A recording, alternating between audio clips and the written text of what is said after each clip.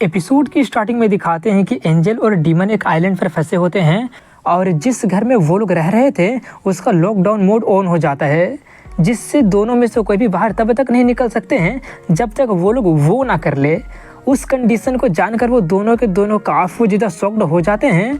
मगर फिर चैंग वहीं पर सोते हुए कहता है कि जब मेरी बहन इन सब से बोर हो जाएगी तो वो अपने आप ही हमें यहाँ से जाने देगी। लेकिन तभी सांसन कुछ गैस को स्मेल करने के बाद में बहुत ही ज़्यादा सेक्सुअली अराउज होने लगती है और वो चैंग के ऊपर चढ़ने लगती है, जिससे वो काफ़ी ज़्यादा शर्माते हुए चिल्लाने लगा होता है कि ये तुम क्या कर रही हो, रुक भी जाओ। वो कहती है कि आखिर ये मैं क्या कर रही हूँ, लेकिन फिर काफ़ी ज़्यादा लाल होते हुए कहती है कि अरे हाँ, अब मुझे आगे करना क्या चाहिए, मुझे तो कुछ पता ही नहीं है। चैंग चिल्लाते हुए कहता है कि जल्दी से अपने होश में आ जाओ। मगर वहीं पर वो उसका हाथ को पकड़कर कहती है कि वेल जो भी हो, मेरा बॉडी बहुत ज़्यादा गर्म हो रहा है जिसके कारण मुझे काफ़ी ज़्यादा अनकंफर्टेबल फील हो रहा है, इसलिए इसमें क्या तुम मेरी मदद कर सकते हो, एग्जाम्पल के लिए मेरा कपड़ा खोलकर। ये सब सुनकर चैंग की आंखें चौड़ी हो जाती है और वो उसको उठाते हुए उसी के ऊपर आ जाता है, जहाँ पर वो उसको इतना ज़्यादा डिफेंसलेस देखकर वो देखता ही रह जाता है और सोचता है कि आखिर ये कैसा फीलिंग है। एक सेकंड के लिए तो मैं इसको रजिस्ट भी नहीं करना चाहता हूँ। क्या होगा अगर मैं सब कुछ अपने इंस्टिंक्ट पर छोड़ दूँ तो क्या होगा। सोचने में इतना बुरा भी नहीं लग रहा है, लेकिन तभी अचानक वो अपने होश में आ जाता है और सोचने लगता है कि अरे नहीं, वो तो काफ़ी ज़्यादा खतरनाक था। एक सेकंड के लिए तो मैं अपने ऊपर से कंट्रोल ही खो दिया था। आखिर यहाँ पर हो क्या रहा है और आखिर ये किस तरह की स्मेल, आखिर ये कौन सा गैस है। ये सब जरूर मेरी उस गधी बहन का काम होगा। वो जरूर ये सब पहले से ही प्लान करके रखी होगी और अब किसी हिडन कैमरा के जरिए इस शो का मजे ले रही होगी। ये ठीक नहीं हो रहा है। मैं काफ़ी ज़्यादा इसको इनहेल कर लिया हूँ, जिसके कारण सेन रहना काफ़ी ज़्यादा मुश्किल होने वाला है। मुझे जल्दी से किसी तरह से यहाँ से निकलना होगा। वो ये सब सोच रहा होता है कि तभी सांसन उसको खींचकर अपने एकदम करीब लाकर हंसते हुए कहती है कि मैं तुमको पकड़ ली। वेल क्या अब हमको कंटिन्यू करना चाहिए। चैंग फिर से अपने बॉडी पर से कंट्रोल खोने लगता है और उसका बॉडी अपने आप उसको किस करने आगे बढ़ता है, मगर वहीं पर उसका मन अभी भी उसका कंट्रोल में होता है और वो सोच रहा होता है कि ये लड़की तो पूरी तरह से मेरी बहन के जाल में फंस गई है। ये ठीक नहीं हो रहा है, ये बिल्कुल भी ठीक नहीं हो रहा है। अगर ये ऐसे जारी रखती है तो ये सोचकर वो अपना काफ़ी ज़्यादा विल पावर का यूज करके उसके चंगुल से खुद को छुड़ाते हुए अपना सेज मोड को एक्टिवेट कर देता है। अब वो देखकर तो शीन काफ़ी ज़्यादा शॉक्ड हो जाती है। हैरानी के मारे उसका मुंह खुला का खुला रह जाता है और उसका सिंग भी टूट के निकल कर गिर जाता है और वो चिल्लाने लगी होती है कि तुम नहीं करोगे, चाहे कुछ भी हो जाए, ये सब नाटक मुझे क्यों देखना पड़ रहा है।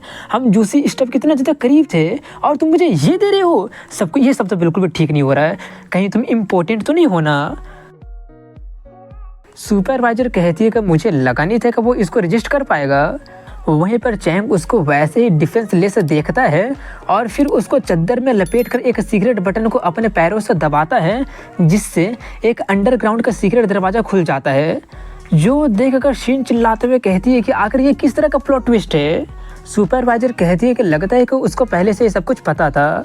वहीं पर चैंग सोचता है कि लकीली यहाँ पर हर कमरे में एक एस्केप रूट था। मुझे इसकी उम्मीद पहले से ही थी कि वो हमें अपने किसी ट्रैप में फंसाने की कोशिश करेगी, इसलिए तो मैं सिर्फ इसके जाल में फंसने का दिखावा कर रहा था। इस तरह से वो हमें अपने और भी रिडिकुलस ट्रैप में फंसाने के बारे में नहीं सोचेगी। लेकिन अब तो वो मुझे काफ़ी ज़्यादा मजबूर कर दी है। अब मैं यहाँ से भाग रहा हूँ।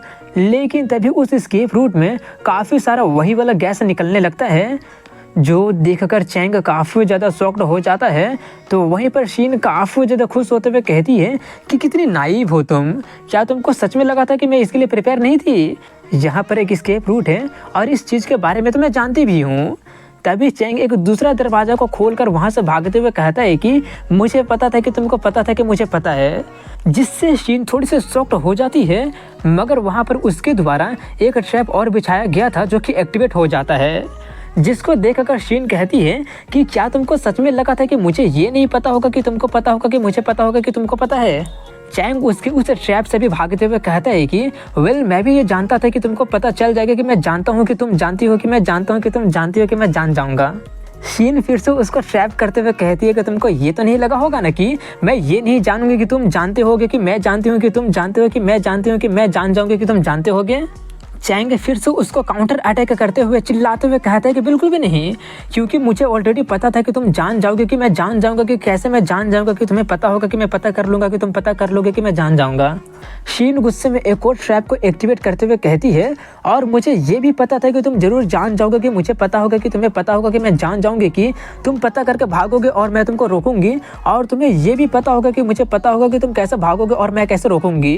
तुम जानते थे कि मैं जानती होंगी।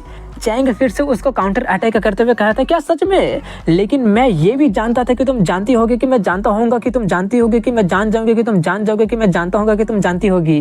वहीं पर उनको वैसे चिल्लाते देखकर सुपरवाइजर पूछती है कि क्या तुम दोनों किसी तरह का कोई वर्ड गेम खेल रहे हो?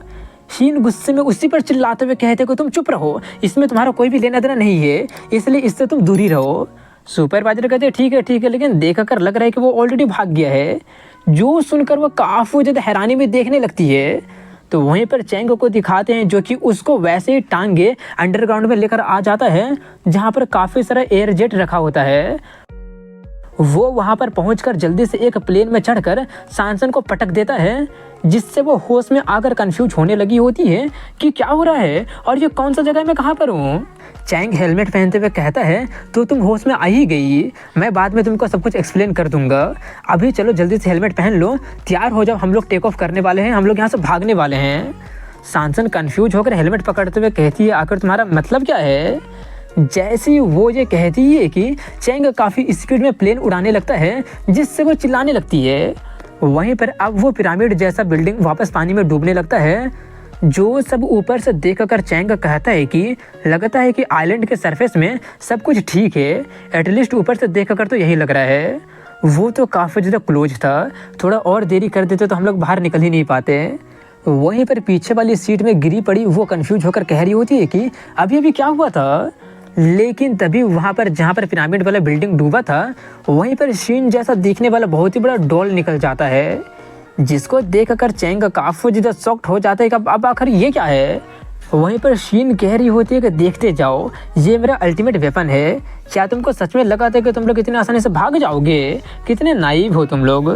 दूसरी तरफ में सांसन वो देखकर कहती है कि अब ये क्या है, लेकिन जो भी हो वो काफ़ी ज़्यादा क्यूट है ना। जैसे ही वो ये कहती ही है कि वो डॉल अपने मुंह से बहुत ही पावरफुल लेजर से अटैक कर देती है, जिससे वो लोग बहुत ही मुश्किलों से बचते हैं, और अब तो उन दोनों का हालत पंक्चर हो जाता है। शीन उनसे कहती है कि अब बताओ कि मेरा वार्निंग शॉट कैसा था। चैंग काफ़ी ज़्यादा डरते हुए कहता, अरे गधी कहीं कि क्या तुम हमें जान से मारना चाहती हो? सांसन भी डरते हुए पूछती है कि अब हमें क्या करना चाहिए, वो तो दूसरा शॉट की भी तैयारी कर रही है।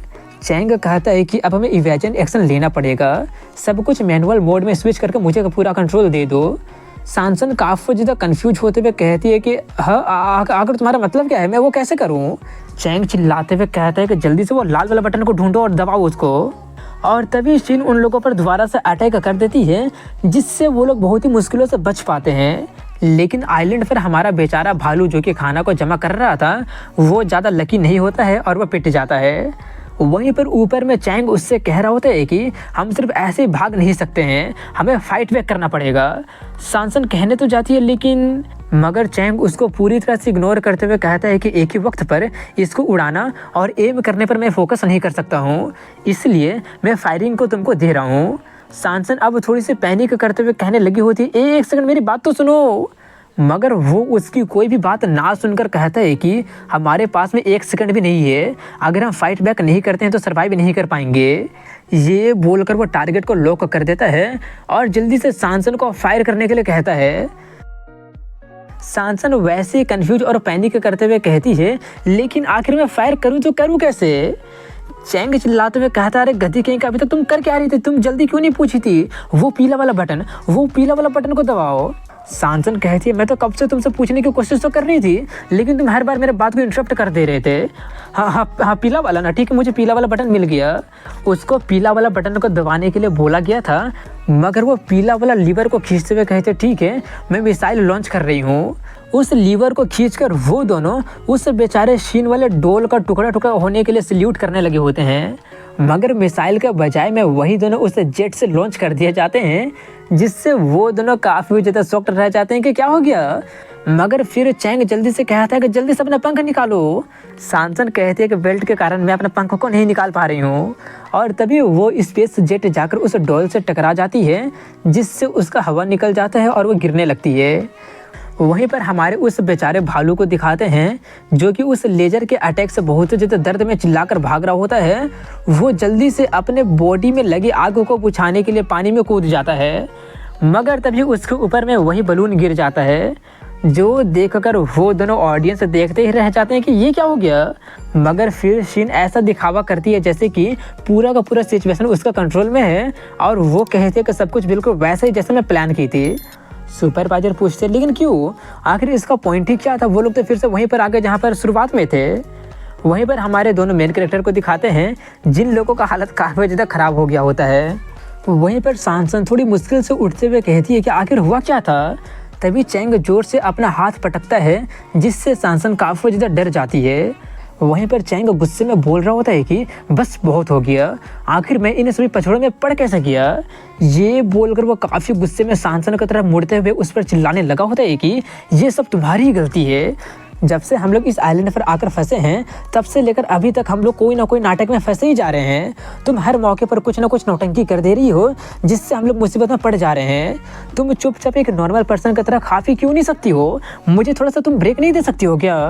अब वो भी चिल्लाने लगी होती है कि मैं भी यहाँ पर विक्टिम हूँ, ऐसा नहीं है कि मैं सबको जानबूझकर कर रही थी। चैंग चिल्लाते हुए कहता है कि चुप रहो, क्या तुमको लगता है कि मैं नोटिस नहीं किया था जब तुम उस बटन को दबाकर ट्रैप को एक्टिवेट कर दी थी। कितनी बार मैं तुमसे कह चुका हूँ कि किसी भी ऐसा वैसा चीज़ को मत छूना। अगर तुम इस बटन को नहीं दबाई होती तो अभी हम लोग इस मेस में नहीं फंसे होते हैं। ये बोलकर वो दोनों अब हमेशा की तरह काफ़ी ज़्यादा फियर्स आर्ग्यूमेंट स्टार्ट कर देते हैं। और फिर चैंग चिल्लाते हुए कहता है ठीक है, अब बस बहुत हुआ, अब से हम लोग दोनों अलग अलग रास्ते पर जाएंगे। लेकिन तभी पूरा का पूरा आइलैंड हिलने लगता है, जिससे सांसन काफ़ी ज़्यादा हैरानी में कहने लगी होती है कि कोई भूकंप तो नहीं आ रहा है ना। चैंग कहता है अब ये मत कहना कि जो मैं सोच रहा हूँ वही होने वाला है। तभी वहाँ का धरती टूटने लगता है और वो दोनों अलग अलग होने लगते हैं, जो देखकर चैंग जल्दी से उसका हाथ पकड़कर उसको अपने तरफ ला देता है। और तभी पूरा का पूरा आइलैंड में एक बहुत ही बड़ा सा पहाड़ बन जाता है और वो दोनों उस पहाड़ के ऊपर में फंस जाते हैं। सांसन अपने आप को वहाँ पर देखकर काफ़ी ज़्यादा शॉक्ड हो जाती है और पूछती है कि हम लोग यहाँ पर कहाँ पर आ गए हैं, और अभी अभी क्या हुआ था। हम तो 2 सेकंड पहले बीच पर थे ना, तो अब हम लोग पहाड़ पर कैसे आ गए हैं। चैंग उसको बताता है कि ये आइलैंड हर सप्ताह अपना शेप बदलता है और आज ही लगता है उसका शेप बदलने का दिन था। जो भी इससे फेमिलियर नहीं होगा जरूर वो इस आइलैंड पर गुम हो जाएगा। सांसन कहती है तो इसलिए तुम मुझे अपने साइड में आने के लिए कहे थे। चैंग उसको खुद से दूर करते हुए कहता है ऐसी कोई बात नहीं है, मैं तो तुमको ढूंढने में अपना वक्त और एनर्जी को बचाना चाहता था, इसलिए मैं तुमको इधर लेकर आया हूँ। और कितनी बार मैं तुमको नहीं चिल्लाने के लिए बोला हूँ, और जल्दी से अपना पंखों को वापस लो, वैसे भी अब हम लोगों को यहीं पर रात बिताना होगा। ये बोलकर वो जाकर कुछ ढूंढने लगता है, जो देखकर सांसन पूछते कि तुम वैसे ढूंढ क्या रहे हो। चैंग एक बड़ा सा बैग निकालता है और उसमें से चीज़ें निकालते हुए कहता है कि ये सभी कैंपिंग इक्विपमेंट हैं, मैं दिन को इन सभी चीज़ों को जमा करके यहाँ पर लाकर रख दिया था, लगता है कि मेरा प्रिपरेशन बिल्कुल बर्बाद नहीं किया। सांसन कहती है वेल तुम तो काफ़ी ज़्यादा इंटेलिजेंट निकले।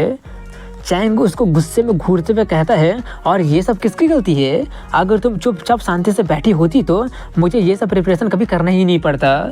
ध्यान से मेरी बात सुनो, मैं तुमको एक आखिरी बार बोल रहा हूँ कि मुझसे प्रॉमिस करो कि तुम कुछ भी ऐसा वैसा चीज़ को नहीं छूओगी। सांसन कहते ठीक है मैं प्रॉमिस करती हूँ। चैंग कहता है तुम काफ़ी ज़्यादा स्ट्रॉन्ग हो ना, इसलिए चलो आकर चीज़ों को हटाने में मेरी मदद करो। ये बोलकर वो उसको एक एक करते करते बहुत ही सारा सामान दे देता है और टेंट लगाने जाने लगता है। लेकिन तभी भूख से सांसन का पेट आवाज़ करने लगता है और फिर कुछ देर के बाद में चैंग का पेट भी आवाज़ करने लगता है, जिससे वो थोड़ा सा शर्मा जाता है। अब इसके कुछ देर के बाद में वो लोग टेंट लगाने के बाद में खाना वाना बनाने लगते हैं और खाना वाना खाने भी लगते हैं। तभी सांसन आसमान की काफ़ी खूबसूरत सितारों को देखकर देखते ही रह जाती है और कहती है ये तो काफ़ी ज़्यादा खूबसूरत है, मैं पहली बार इतना सारा सितारा एक बार देख रही हूँ। चैंग कहता है क्या सच में, लेकिन मुझे तो ये काफ़ी ज़्यादा नॉर्मल लगता है, शायद मैं बार बार देखकर मुझे ऐसा इसका आदत हो गया होगा। सांसन खुश होते हुए कहती है कि ऐसा लग रहा है जैसे कि हम लोग कैंपिंग पर आए हैं ना। चैंग गुस्से में कहता है कि हम लोग कैंपिंग नहीं कर रहे हैं, बल्कि मजबूरन हमें बाहर में रात बिताना पड़ रहा है। सांसन उससे पूछती है कि तुम्हारी तैयारी को देखकर लग रहा है कि जैसे कि तुम पास्ट में बहुत ही बार कैंपिंग कर चुके हो। चैंग कहते कहाँ, बचपन में मेरी बहन हमेशा अपने साथ मुझे घसीट कर लेकर जाया करती थी। उस वक्त में तो उसको जिस भी चीज़ में थोड़ा सा इंटरेस्ट आ जाया करता था वो उसको करके ही मानती थी, और सिर्फ कुछ ही मिनट तक एकदम मन लगाकर करने के बाद में वो सभी का सभी मिस को ठीक करने के लिए मुझ पर छोड़ देती थी। उसकी सभी बातें सुनकर सांसन कहती है, ऐसा लग रहा है जैसे कि तुम लोग काफ़ी अच्छे तरह से गेट अलोंग होते थे। चैंग थोड़ा सा गुस्से में चिल्लाते हुए कहता है, क्या तुम सुन भी रही थी मैं क्या बोल रहा हूँ? वो मुझे अपने टूल की तरह यूज करती थी। सांसन कहती है, मगर फिर भी ये उतना बुरा भी नहीं लग रहा है अगर तुम हर बार ऐसा व्यू को एंजॉय कर पाते थे तो। चैंग थोड़ा सा कंफ्यूज होते हुए कहता है, क्या तुम लोग ऊपर हेवन में स्टार नहीं देख पाते थे क्या? सांसन कहती है, ऐसी बात नहीं है, शाम को बाहर जाना मुझे फॉरबिडन था, हालांकि मुझे बाहर जाने का ज़्यादा मौका नहीं मिलता था। चैंग कहता है, मुझे लगा नहीं था कि तुम्हारे पेरेंट्स तुमको इतना ज़्यादा स्ट्रिक्टली पाले पोसे होंगे। हमारा फैमिली तो हमें ऐसे कुछ भी करने देते थे। जो सुनकर सांसन थोड़ी सी शॉक्ड होते हुए कहते हैं, क्या सच में? मैं तो काफ़ी ज़्यादा जेलस हो रही हूँ। तभी चैंग अपना बैग में से ढूंढते हुए कहता है कि कहीं मैं दूसरा ब्लैंकेट को पैक करना भूल तो नहीं किया ना। वहीं पर सांसन उसको अपना वाला ब्लैंकेट देकर खुद को अपने पंख से ढकने के लिए कहती है। अब इसको कुछ देर के बाद में चैंग उसको बाकी का चीज़ें बताकर सोने चला जाता है, जहाँ पर उसको देखकर सांसन सोचती है कि इस लेवल का प्रिपरेशन तो सच में काफ़ी ज़्यादा अमेजिंग है। वहीं पर वो सब देखकर शीन कहती है कि ये सब तो बिल्कुल फिर से रिबूट जैसा लग रहा है। सुपरवाइजर कहती है कि तुम इतना ज़्यादा चौंक क्यों रही हो, तुम्हारा प्लान तो शुरू से ही बेकार था। शीन टीवी बंद करते हुए कहती है कि आखिर ये फिर से ऐसे ही क्यों होने लगा है? आखिर हमें वो लोग कुछ सीरियस डेवलपमेंट क्यों नहीं दे रहे हैं? सिर्फ एक बार मैं सिर्फ एक बार तो मज़ेदार चीज़ मांग रही थी, वैसे भी मैं कुछ ज़्यादा तो मांग नहीं रही थी। ये बोलकर वो उससे कहती है, अरे हाँ, अगर तुम्हारी बात करूँ तो आज तुम कुछ ज़्यादा शांत बैठी हो, ऐसा क्यों? सुपरवाइजर कहती है कि मैं इस पर ऑलरेडी 2 दिन बर्बाद कर चुकी हूँ।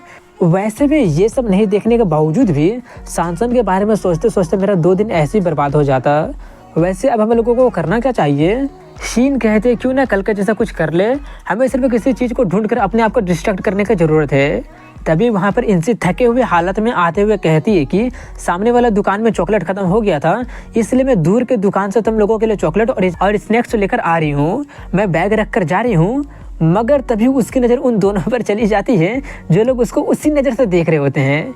जो देख कर तो अब हमारे बेचारे इंग्सी को तो फटके हाथ में आ जाती है और वो भागते हुए कहती है, लगता है कि मैं गलत टाइम पर आ गई हूँ। मगर वो दोनों उसको भागने नहीं देते हैं और दोबारा से पकड़ लेते हैं, जहाँ पर वो चिल्लाते ही रह जाती है और रोने लगती है। अब इसी के साथ में चैंग को दिखाते हैं जो कि सो ही रहा होता है कि तभी उसको कुछ जलने की गंध आती है। इसलिए जब वो उठकर देखता है तो ये देखकर काफ़ी ज़्यादा हैरान रह जाता है कि सांसन के पंख जल रही होती है। वो जल्दी से पानी ढूंढकर उसके पंख का आग को बुझाता है और उसको अभी भी गहरे नींद में सोया देखकर थोड़ा हैरानी में सोचता है कि आखिर ये ऐसे सिचुएशन में भी कैसे सो सकती है। ये सोचकर वो सोने जाने लगता है, मगर वहीं पर सांसन दोबारा से घूम जाती है, जिससे फिर से उसका पंख में आग पकड़ने वाला होता है। जो देखकर वो उसका पंख को फिर से बचाते हुए कहता है कि क्या तुम मुझे परेशानी देना बंद नहीं कर सकती हो डिम्बिट कहीं के, उधर घुमा नहीं जा रहा है तुमको। ये बोलकर वो उसके पंख पर ही सोते हुए कहता है कि जब तक ये शांति से सो नहीं जाती है तब तक मैं यहाँ पर इसको रोकता हूँ। मगर तभी सांसन उसके तरफ मुड़कर उसको भी अपने पंख से ढक लेती है, जिससे उसका दिमाग काफ़ी ज़्यादा खराब होने लगता है और वो अपने मन में उसको भला बुरा कहने ही वाला होता है कि तभी ये कहने लगा होता है कि आखिर ये इतना ज़्यादा अच्छा स्मेल क्यों कर रही है, इसका पंख तो काफ़ी ज़्यादा सॉफ्ट है, आखिर ये इतना ज़्यादा अच्छा फील क्यों करवा रहा है। ऐसा लग रहा है जैसा कि मेरा बॉडी इस सॉफ्टनेस में डूब रहा है, ये तो बिल्कुल परफेक्ट शेप है। नहीं नहीं नहीं नहीं, मुझे रजिस्ट करना होगा। अगर ऐसे जारी रहेगा तो मेरा इंस्टिंक्ट मेरा बॉडी को कंट्रोल करने लगेगा। मुझे जल्दी से उठकर इससे दूर होना होगा, जल्दी से उठना होगा। यही सोचते सोचते वो सो जाता है। अब इसी के साथ में कल सुबह का सीन दिखाया जाता है, जहाँ पर सांसन उठ जाती है और जब वो उसको उठकर गुड मॉर्निंग कहती है तो वो काफ़ी ज़्यादा डर जाता है। उसको वैसा देख कर वो पूछते हैं, क्या हो गया, कुछ हुआ है क्या? चैंग कहता नहीं, कुछ भी नहीं हुआ है। ये बोलकर वो सोचता है ये तो काफ़ी ज़्यादा ह्यूमिलिएशन है। जब वो मुझे अपने पंखों से रैप कर ली थी तब मैं गहरी नींद में चला गया था। डैम इट, आखिर वो इतना ज़्यादा अच्छा फील क्यों हुआ था? मैं तो उसको बिल्कुल भी रजिस्ट कर ही नहीं पाया था। उसको बिल्कुल भी इसके बारे में पता नहीं चलना चाहिए, क्योंकि ये तो मेरे लिए काफ़ी ज़्यादा एम्बैरेसिंग होगा। तभी सांसन उसके सर पर से अपना पंखा निकालते हुए कहती है कि तुम्हारे सर पर मेरा पंखा क्या कर रहा है। उसके अचानक अपने सामने आ जाने से चैंग के दिल की धड़कनें अचानक से बढ़ जाती है और वो जल्दी से उससे दूर होते हुए चिल्लाने लगा होता है कि आखिर तुम अचानक मेरे सामने क्यों आ गई थी, मेरे इतने करीब मत आओ। सांसन फिर से इनोसेंट सा शक्ल बनाकर पूछती है कि कल रात को क्या मैं फिर से तुमको कुछ परेशानी दे दी थी क्या। चैंग थोड़ा सा स्टंट रह जाता है और फिर कहता है कि तुम कुछ भी नहीं की थी, अब जबकि तुम जाग गई हो तो जाकर मुंह धो लो, ब्रेकफास्ट तैयार होने वाला है। वहीं पर उन दोनों को दिखाते हैं जो लोग मुंह धोते हुए लाइव देखते हुए काफ़ी ज़्यादा कन्फ्यूज हो रहे होते हैं। और शीन कहती है कि मुझे तो स्ट्रॉन्ग डेजा वू हो रहा है, आखिर क्या हो रहा है, क्या मैं फिर से इस शो का एक एपिसोड को मिस तो नहीं करती हूँ ना। सुपरवाइजर कहती है कि इस बार तो तुम रिकॉर्डिंग ऑन करना नहीं भूली हो ना। शीन कहती है उप्स, मैं तो भूल ही गई थी। जो सुनकर सुपरवाइजर कहती है तुम जरूर मजाक कर रही होगी ना। वहीं पर फिर से आइलैंड पर उन दोनों को दिखाया जाता है जहाँ पर चैंग कुछ खाना पानी ढूंढने के लिए जाने लगता है। सांसन भी उसका हेल्प करने के लिए कहती है, मगर वो मना करते हुए कहता है कि नहीं, तुम सिर्फ मुझे और परेशानी दोगी। उसकी बातें सुनकर सांसन उसकी सभी बातों को याद करने लगती है और थोड़ी सी यूजलेस फील करते हुए कहती है कि फिर से नहीं। वहीं पर चैंग 2 बोतल देकर कहता है कि हमारा पानी भी खत्म हो गया है, लगता है कि मुझे पानी के लिए डिटोर लेना ही पड़ेगा। वो देखकर सांसन कहती है कि मुझे ये करने दो। चैंग कहता है कि मैंने कहा ना तुम ट्रबल से दूर रहो। सांसन फिर से काफ़ी ज़्यादा डिटर्मिनेशन के साथ कहती है कि मुझे करने दो, मैं कर सकती हूँ। चैंग उससे कहने जाता है कि क्या तुमको सुनाई नहीं दे रहा है, मगर सांसन उसके बात को बोलने से पहले ही कहती है कि अभी तुम बोले कि जिस तरफ तुम जा रहे हो वहाँ से पानी का जगह बहुत दूर है, इसलिए मुझे लगता है कि अगर हम दोनों अलग अलग होकर जाते हैं तो काम आसान और जल्दी हो जाएगा। ये बोलकर वो अपना पंख निकालते हुए कहती है, और वैसे भी जब मोबिलिटी की बात आती है तो मेरा तुमसे हाई है, वैसे भी हम अभी पहाड़ के टॉप पर है और मैं उड़कर ऊपर से सब कुछ देख सकती हूँ, इसलिए इस बार तो मैं बिल्कुल भी गुम नहीं होऊंगी और मैं कोई ट्रबल भी नहीं करूँगी। चैंग उसको कुछ देर तक देखता है, फिर कहता है मगर फिर भी जो कपड़े तुम पहनी हो वो जंगल में चलने लायक बिल्कुल भी नहीं है, इसलिए चुपचाप यहीं पर रहो। और तभी सांसन अपना ड्रेस को फाड़कर थोड़ा सा छोटा करते हुए कहती है कि अब कोई प्रॉब्लम नहीं होना चाहिए ना। जो देखकर चैंग थोड़ा सा कंफ्यूज हो जाता है, मगर फिर उसको बोतल दे देता है, जहाँ पर वो जाते हुए उसको घूरने लगती है, जिससे चैंग थोड़ा सा नर्वस हो जाता है। वहीं पर सांसन की आंखें थोड़ी से भर आती है और वो कहती है कि मैं कोई ट्रबल मेकर नहीं हूँ। ये बोलकर वो उड़कर चली जाती है और आसमान में जाकर अपना आंसू पोंछने लगती है। और तभी उसको एक लेक दिखाई दे जाता है।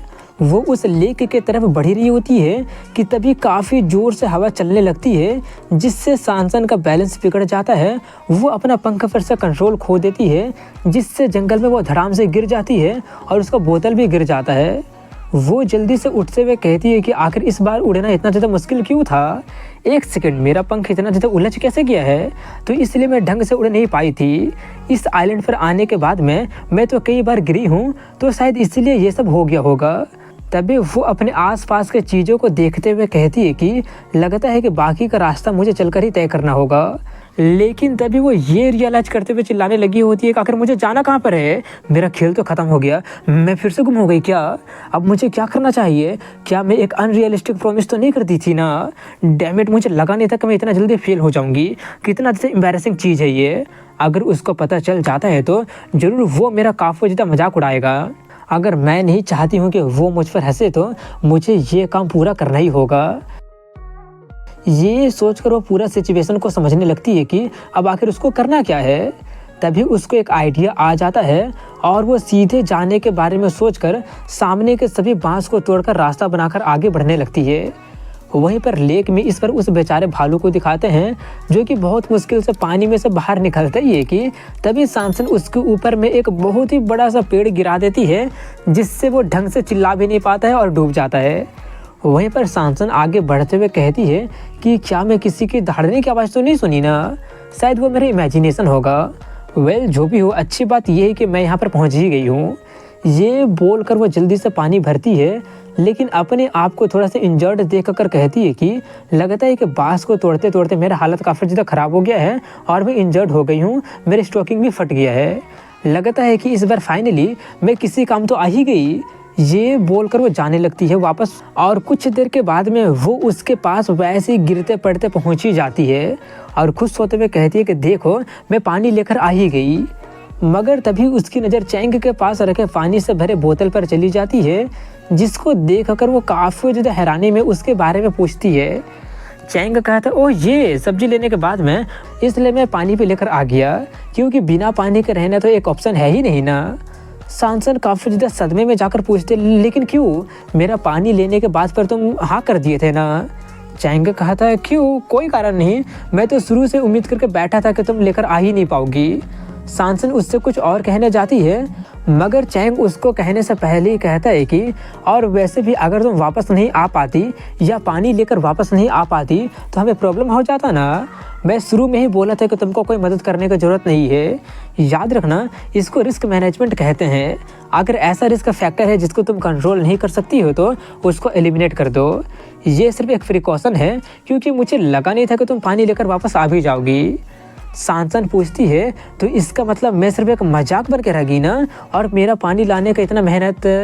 चैंग कहता है कि ये तुम क्या बकवास कर रही हो, वैसे भी तुम अपने आप ही वापस आ गई हो ना, जिससे तुमको ढूंढने वाला मेरा वक्त और एनर्जी बचा है, बस फ्यूचर में मुझे और अननेसेसरी।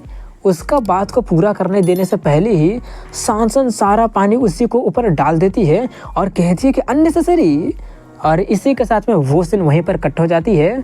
और अगले सीन में इंग्सी को दिखाते हैं जो कि बीच पर बैठकर बोल रहा होता है, रो रहा होता है कि मुझे काफ़ी ज़्यादा ठंड लग रही है, मेरे पास पैसा भी नहीं है, मेरा फ़ोन टूट गया है, और अगर मैं स्ट्रीट पर जाता हूँ तो अजीब अजीब ठरकी लोग मुझे गलत नज़रों से देखने लगते हैं और मेरे साथ कुछ करने की कोशिश करते हैं, और मैं घर भी वापस लौट नहीं पा रहा हूँ क्योंकि जब भी मैं जाती हूँ तो वो दोनों डीमन। ये बोलकर वो रोने लगती है। तभी वहाँ पर शीन आकर कहती है तो तुम यहाँ पर हो। उसका आवाज़ को सुनकर इंग्लिश काफ़ी ज़्यादा डर जाती है और डर से कांपने लगती है, चिल्लाने लगती है। उसका वैसा हालत को देखकर शीन कहती है कि इतना ज़्यादा तड़पने का दिखावा करने की ज़रूरत नहीं है, क्योंकि वो चश्मिश मेरे साथ नहीं है। ये बोलकर वो उसको भागने से पहले ही उसकी पीठ पर अपना पैर रख देती है और कहती है कि अब शांत भी हो जाओ, मैं तुमको इस बार टॉर्चर करने के लिए नहीं लेकर जाने आई हूँ, बल्कि कुछ और मेरा काम है। मैं हमारे लिए कुछ मज़ेदार चीज़ करने के लिए प्रिपेयर की हूँ, जानना चाहती हो कि वो क्या है। उसकी सभी बातें सुनकर इंग्सी काफ़ी ज़्यादा शॉक्ड हो जाती है। अब इसी के साथ में फिर से वहीं पर आइलैंड पर दिखाते हैं, जहाँ पर वो अपने ऊपर पानी फेंके जाने से काफ़ी ज़्यादा गुस्से में कहता है कि ये क्या था। सांसन अब चिल्लाते हुए कहती है कि बस बहुत हुआ, आखिर मैं तुम्हारे गुड साइड में आने की कोशिश ही क्यों कर रही हूँ, मैं तो एक इडियट का जैसा एक्ट कर रही थी। ये बोलकर वो अपना पैर उसके मेन पॉइंट से बस थोड़ा सा दूर काफ़ी जोर से पटक देती है और उसके वहाँ पर रख कर गुस्से में कहती है कि आखिर इसका मतलब क्या है, क्या मुझे एक मूर्ख के जैसा ट्रीट करने में तुमको मजा आ रहा है। ये देख कर कि कैसे मैं चुपचाप तुम्हारी सभी बातों को मान रही हूँ तो तुम्हारा कुछ ज़्यादा हो रहा है ना, और मैं यहाँ पर हूँ जो कि तुम्हारे ऐसे बिहेवियर के लिए एक्सक्यूजेस ढूंढ रही थी, तुम जर्क कहीं के। चैंग कंफ्यूज और गुस्सा होते हुए कहता है कि आखिर ये सब तुम क्या बकवास कर रही हो। सांसन जोर से उसके पीछे वाले पेड़ पर अटैक कर देती है और कहती है कि चुप रहो और मुझे इंटरप्ट करना बंद करो, जिससे चैंग काफी ज़्यादा डर जाता है। वहीं पर सांसन कहना जारी रखती है कि बार बार हर बार तुम ऐसे एक्ट करते रहते हो और पूरे टाइम मेरा दिमाग खराब करते आ रहे हो। तुम्हें दूसरों की मदद नहीं चाहिए ना, क्या तुमको सच में लगता है कि तुम अकेले ही सब कुछ कर लोगे, हर एक चीज़ वो भी एकदम अकेले। तुमको लगता है कि तुम हर बार एकदम सही होते हो ना। चैंग कहता है कि क्या बोल रहे हो, जरा फिर से कहना तो। सांसन उसका कॉलर को पकड़ते हुए खींच के उसको अपने पास लाते हुए कहती है क्या मैं गलत हूँ, तुमको ये भी नहीं दिखाई देता है कि दूसरे तुम्हें कैसे देखते हैं। तुम काफ़ी ज़्यादा लकी हो क्योंकि आज मैं तुमको बताने वाली हूँ। तुम सिर्फ एक बहुत ही बड़े कमीने हो जिसके पास में एक एक्सट्रीम बैड पर्सनैलिटी और बहुत ही बड़ा ईगो है। तुम सब कुछ अपने हिसाब से करते हो बिना दूसरों के फीलिंग को कंसिडर किए हुए। तुम इसको टाइम एनर्जी बचाना कहते हो ना। तुम हमेशा दूसरों को फूल के जैसा ट्रीट करते रहते हो। क्या तुमको लगता है कि तुम बहुत ही बड़ा महान बंदे हो। तुम काफ़ी ज़्यादा मतलबी हो, बिना कारण के फिलोसॉफिकल चीज़ें बकने लगते हो, एरोगेंट चीप स्टेक एक जर्क हो जो कि दूसरों के प्रति कोई भी एम्पैथी रखता ही नहीं है। मैं तो कई घंटे तक ये सब बोल सकती हूँ, आखिर मैं तुमसे मिली ही क्यों थी। तुम तो हमेशा सिंगल रहना डिजर्व करते हो, गधे कहीं के। चैंग अब गुस्से में चिल्लाते हुए कहने लगा होता है कि ऐसा बकवास करना बंद करो जैसे कि तुम मुझे जानती हो। सांसन भी चिल्लाते हुए कहते तो बताओ ना, बताओ कि तुम्हें क्या पसंद है, तुम्हें क्या पसंद नहीं है, क्या खाना पसंद है, क्या टीवी शो, क्या फेवरेट शो है, क्या फेवरेट कलर है, सब कुछ बताओ। तुम्हारा दुख, तुम्हारा कंप्लेन, सब कुछ मेरे साथ तुम शेयर कर सकते हो। ये सब बोलकर वो रोते हुए कहने लगती है कि तुम मुझे क्यों नहीं बताते हो? इसलिए क्योंकि मैं एक इडियट हूँ। अगर तुम मुझे नहीं बताओगे तो मुझे कभी पता चलेगा ही नहीं। मुझे पता है कि मैं क्लमसी और एक बर्डन हूँ और हमेशा तुम्हारे लिए परेशानी खड़ा करते रहती हूँ। सिंपल चीज़ भी मैं ढंग से नहीं कर पाती हूँ, लेकिन फिर भी मेरे जैसे पर्सन के लिए तुम बार बार मेरी मदद किए थे। तुम्हारा वर्ड मतलब ही है, लेकिन मुझे लगता है कि कभी कभी तुम मेरे ही भले के लिए कहते हो। तुम हमेशा से मेरे ख्याल रखते आए हो, मदद करते आए हो, जिससे मुझे लगने लगा है कि मैं भी तुम्हारे लिए कुछ कर सकती हूँ। मैं काफ़ी ज़्यादा एंग्शियस, कंफ्यूज और रेस्टलेस फील करते रहती थी। मैं अपना यूजलेस सेल्फ को बदलने की कोशिश करने लगी, ऐसा बनने की कोशिश करने लगी जो कि तुम्हारी मदद कर सके। उस ग्रुप असाइनमेंट के दौरान में और यहाँ पर आने के बाद भी मैं अपने मर्जी से बहुत कुछ की हूँ, बहुत सारी स्टूपिड चीज़ें की हूँ और मैं तुम्हारा हेल्प भी नहीं कर पाई हूँ, बल्कि तुमको और मुसीबत में डाल गई हूँ। मगर फिर भी मैं कोई ऐसा पर्सन बनना चाहती हूँ जो कि तुम्हारा हेल्प कर सके। सिर्फ थोड़ा सा भी काफ़ी होगा। एटलीस्ट मैं तुम्हारा बर्डन बनना बंद करना चाहती हूँ।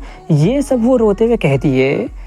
वहीं पर उसकी सभी बातें सुनकर चैंग कहता है कि क्या तुम मूर्ख हो? इसलिए तो मैं कहता हूँ कि एंजल्स अटरली होपलेसली नाइव होते हैं। मैं पहले ही कह चुका हूँ कि तुम्हारे हेल्प करने में मैं अपनी ही मदद कर रहा था। क्या तुमको सच में लगता है कि मैं ये सब फालतू में तुम्हारा मेस को साफ करते रहता हूँ? मुझे और मत हंसाओ, मैं एक डीमन हूँ, याद है ना? अपने अपोनेंट का गार्ड को डाउन करवाना हम डीमन का टैक्टिक होता है। और तुमको अभी भी लगता है कि तुम मुझ पर विश्वास कर सकती हो? अब जबकि मैं तुमको याद दिला दिया हूँ तो क्या तुम फिर से वो सभी स्टूपिड चीज़ें कह सकती हो? सांसन कहती है हाँ मैं फिर भी बोलूँगी। जो सुनकर चैंग गुस्से में चिल्लाने लगा होता है कि क्या तुमको सुनाई नहीं दे कि मैं अभी भी क्या बोला हूँ? मैं तो बिल्कुल क्लियर था और तुम अभी भी मुझ पर ट्रस्ट करने के लिए बोल रही हो। सांसन फिर से हाँ कहती है, जिससे चैंग अब और चिल्लाते हुए कहता है क्या तुम्हारा ब्रेन डेड तो नहीं हो गया है ना? मैं तुम्हारा यूज कर रहा हूँ। सांसन कहते मैं समझ रही हूँ। अब चैंग पागल होने लगा होता है और कहता तो फिर क्यों? तो फिर तुम क्यों कर रही हो? मुझे समझ में क्यों नहीं आ रहा? मुझे समझ में नहीं आ रहा है। अब समझ में हाँ अब समझ में आ गया कि तुम जरूर झूठ बोल रही होगी ना। ऐसा कोई हो ही नहीं सकता जो कि दूसरों पर अनकंडीशनली विश्वास करे। सांसन कहते कि मैं झूठ नहीं बोल रही हूँ। चैंग फिर से चिल्लाते हुए कहता तो फिर क्यों? बताओ कि आखिर इसमें तुमको क्या मिल रहा है, तुम्हारा क्या फ़ायदा हो रहा है? आखिर जिससे तुम सिर्फ कुछ ही महीने पहले मिली हो उस पर इतना ज़्यादा विश्वास कैसे कर सकती हो? तुम जरूर मजाक कर रही होगी ना। क्या तुम कोई भी अनजान बंदे पर विश्वास करना शुरू कर दोगी? अगर हाँ तो तुमको खुद को डॉक्टर को दिखाने जाना चाहिए, क्योंकि तुम्हारे दिमाग में जरूर कुछ प्रॉब्लम होगा। सांसन थोड़ी सी एम्बैरस होते हुए कहती है कि मैं तुम पर ट्रस्ट करती हूँ क्योंकि ये तुम हो। ऐसा नहीं है जैसे कि मैं किसी रैंडमली बंदे पर ट्रस्ट करना शुरू कर दूंगी। मैं बस ये बता नहीं पा रही हूँ कि क्यों, मैं बस फील कर पा रही हूँ। ये बोलकर वो फिर से अपने आंखों में आंसू लेकर कहती है, इसलिए हालांकि मैं क्लमसी हूँ और स्लो हूँ, मैं आशा करती हूँ कि तुम भी मुझ पर ट्रस्ट करो। यहाँ तक कि बहुत कम ट्रस्ट भी मेरे लिए इनफ होगा। क्या तुम कर सकते हो? चैंग उसको कुछ देर तक देखता है, मगर फिर अपना हाथ उससे छुड़ा लेता है और कहता है ये तो काफ़ी ज़्यादा रिडिक्यूलस है। ये बोलकर वो जाने लगता है। मगर तभी सांसन कहती है, ओह तो मेरे इतना ज़्यादा मेहनत के बावजूद भी मैं तुमको कन्विंस नहीं कर पाई ना। मैं तुमको अपने शब्दों का यूज कर कन्विंस नहीं कर पाई ना। लगता है कि मेरे शब्द काफ़ी नहीं थे। ये बोलकर वो उसको अपने तरफ खींचने लगती है, जिससे चैंग काफ़ी ज़्यादा शॉक्ड हो जाता है कि ये क्या करने वाली है। अब इसी के साथ में एक फ्लैशबैक को दिखाया जाता है, जहाँ पर सांसन शीन से पूछती है कि डीमन के ट्रस्ट को कम समय में गेन करने का कोई सिंपल तरीका है। शीन कहते हैं कि मेरे माइंड में तो सिर्फ एक ही चीज़ आ रहा है। सांसन पूछती है तो इसका मतलब है, जल्दी बताइए वो क्या है। शीन बताती है कि कोई कभी भी कॉन्ट्रैक्ट को तोड़ नहीं सकता है, इसलिए एक डीमन के पॉइंट ऑफ व्यू से शायद यही एक चीज़ है जिसमें वो अपने विश्वास को दे सकते हैं। सांसन पूछती है आखिर किसी कॉन्ट्रैक्ट में कैसे एंटर कर सकते हैं। शीन कहती है कि तुम तो इस प्रोसेस से फेमिलियर हो, तुम तो इस प्रोसेस से गुजर चुकी हो। ये तो बिल्कुल ऐसा ही है जैसा तुम वेडिंग सेरेमनी में की थी। अब इसी के साथ में प्रेजेंट टाइम का सीन दिखाया जाता है, जहाँ पर सांसन उसको किस कर लेती है। उसको किस करने के बाद में वो उसको छोड़ देती है, जिससे चैंग नीचे गिर जाता है। उसका चेहरा काफ़ी ज़्यादा लाल हो जाता है और वो काफ़ी ज़्यादा कंफ्यूज, हैरानी में, अमेजिंग, सरप्राइज होकर कहने लगा होता है कि अभी अभी क्या हो गया। वहीं पर सांसन अपने होठों को अपने जीभ से चाटते हुए कहती है का कॉन्ट्रैक्ट है। ये बोलकर वो उससे कहती है कि मैं यूँ सांसन कुछ भी ऐसा नहीं करूँगी जिससे तुमको लगे कि मैं तुमको धोखा दे रही हूँ। कॉन्ट्रैक्ट साइन होता है। वहीं पर उसकी बातें सुनकर चैंग काफ़ी ज़्यादा आश्चर्यचकित रह जाता है, काफ़ी ज़्यादा कन्फ्यूज रह जाता है कि ये क्या बकवास कर रही है। इस वीडियो का लेंथ काफ़ी ज़्यादा लंबा हो गया है और मैं काफ़ी देर से रिकॉर्ड कर रहा हूँ और इतना ज़्यादा गर्मी लग रहा है कि क्या बोलो। तो यहीं पर रोकते हैं, मिलता हूँ अगले वीडियो में, तब तक के लिए हैव अ गुड डे।